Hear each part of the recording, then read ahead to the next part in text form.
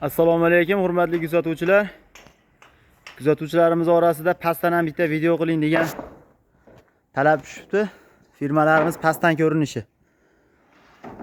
Rim kolonnalarini tepasidan 5 sm ko'tarib qo'yish kerak. Sababi ashifka bo'lganda gulbekilik etmaslik kerak. Bu tomonimizda mana qo'sh firmamiz. Kashaylarga e'tibor berasizlar, X bo'lgan. Beton quyib, bu tomonini mahkamlab olganmiz.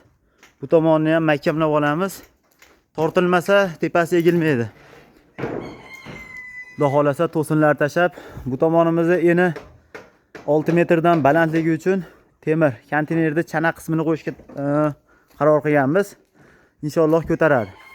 To'sinlar ham juda baquvvat. Eski uylardan bo'ldi, esirdi uydan.